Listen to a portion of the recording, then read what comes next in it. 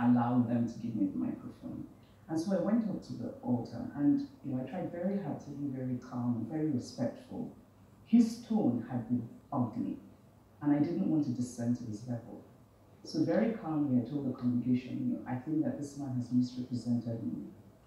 I said to them, I give money to this church, and he knows that. So my point is not about not wanting to support the church. My point is about ambushing people, forcing them. I mean, this man has collections in which he says, if you have 10 naira, come on.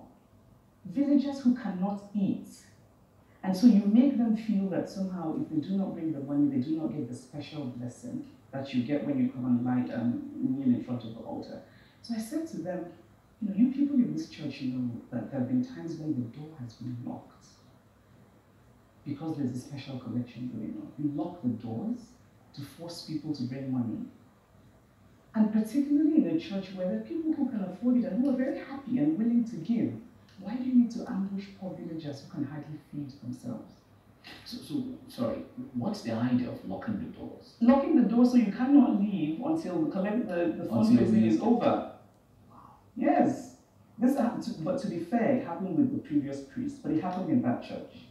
And that's actually one of the reasons I decided I'm done going to church, because there's just not, what's the point of church? We should go to get hope, comfort, inspiration, peace. But you go there and there's so much talk about money, right? And again, it's really important for me to say, no, I didn't want to be like, because I actually had wanted to say a lot more about the priest that day, but I decided that no, I shouldn't, right? Because I thought, there's no point. I did make the point that I had given money to the church. I did not tell them other things, such as how this man had bullied my family when my father was buried about money. How when we presented a cow to the church, he was upset. And why was he upset? We should have monetized it. He wanted the money. How when I gave money to the church for the bazaar, because I knew that this man always wants cash, I made sure to go and get cash. Because if you write a check or want to do a bank transfer, he doesn't want that. He wants the cash. And so after I spoke and I sat down, there are two men who were there, prominent men, one prominent man from my hometown, another man who was the chairman of the local government. They both stood up and said they wanted to speak as well. And they said to the priest, this is wrong.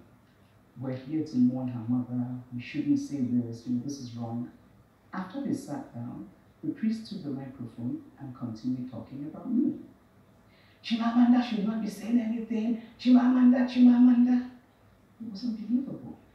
And at this point, the ordinary people in the church just got upset. They started shouting.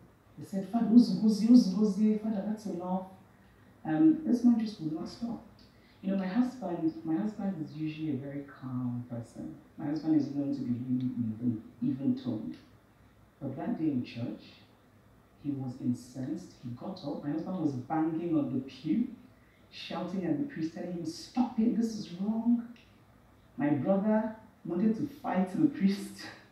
So we got up, my whole family, our friends who had come to honor my mother, and we walked out of the church. So that's how my mother's funeral Thanksgiving Mass ended. Like that. Wow.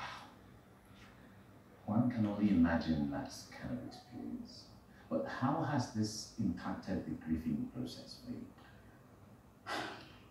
It's very difficult. I mean, it's very, very difficult.